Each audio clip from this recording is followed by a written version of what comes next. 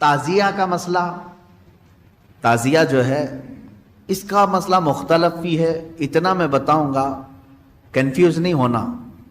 تعزیہ کو شرائط کے ساتھ اگر بٹھایا جائے تو جائز ہے، لیکن وہ شرائط پورے کرتے نہیں لوگ، اور ہم نے اگر اتنا ہی شوشہ کھول دیا تو بڑے بڑے دروازے لوگ کھول لیں گے۔ بات صرف اتنی تھی تعزیہ کی، امام حسین کا جو روزہ ہے اس روزے کی شکل کی کوئی چیز بنا کر کے آپ نے رکھ دیا، تو کسی بھی بزرگ کے روزے کی شکل بنا کر کے رکھنا مستحسن ہے، کوئی حرام کام نہیں ہے، ناجائز نہیں ہے۔ جیسے ہم گنبد خضرا بناتے ہیں، خانہ کعبہ بناتے ہیں، ہوتا ہے گنبد خضرا جہاں ہوگا ہم تعظیم کے ساتھ دیکھتے ہیں، لیکن اس کے ساتھ اگر ایسے معاملات ہوں کہ اس کو لے کر کے سڑکوں پہ ہم گھومیں گے، ناچیں گے، اور پھر اس پر چڑھاوے کریں گے، پھر اس کے ساتھ اپنے اپنے عقیدے جوڑ لیں گے، تو یہاں سے شیطان پھر گمراہ کرنا شروع کرتا ہے۔ کہ چند سالوں پہلے ہم نے دیکھا بہت خرافات ہو رہی ہے، ایک جگہ ہم نے کہا منع ہے، انہوں نے فوراً اس کو ختم کر دیا، نہیں کریں گے۔ ہاں میں نے کہا کہ ٹھیک ہے، مولا حسین کے روزے کی شکل بناؤ، ہر گھر میں بنا کر کے رکھو،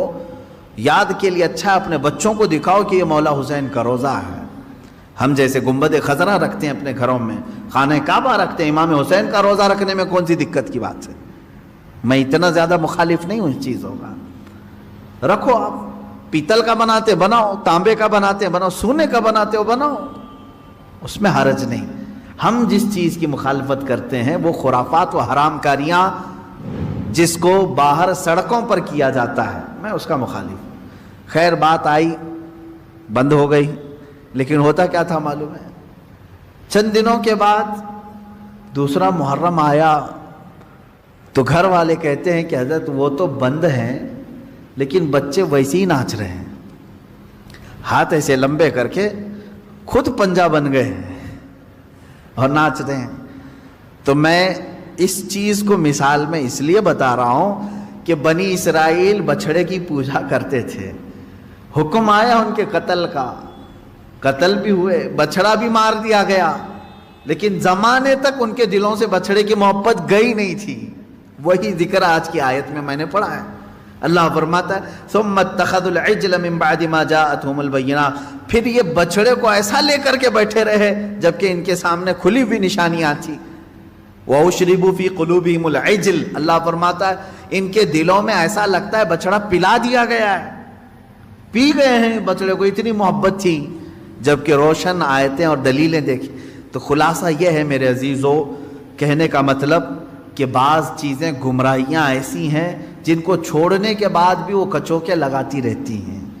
برے گناہ بھی ایسے ہیں جن کو چھوڑنے کے بعد وہ دوبارہ دماغ میں وسوسے ڈالتے رہتے ہیں۔ ان کاموں کو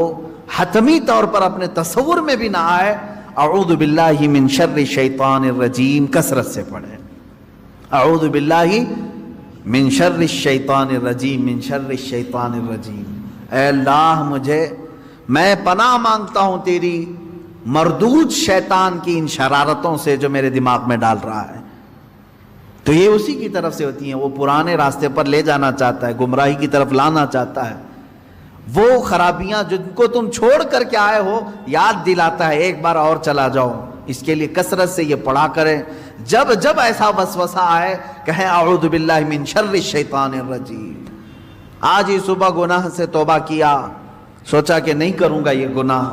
لیکن رات ہوتے ہی پھر خیال آیا ایک بار اور کر لو، میں بتا رہا ہوں فوراً اس وقت یہ پڑھو اعوذ باللہ من شر الشیطان الرجیم۔ اے اللہ میں تو چھوڑ چکا تھا، شیطان مردود پھر مجھے لا رہا ہے وسوسے، میں تیری پناہ مانگ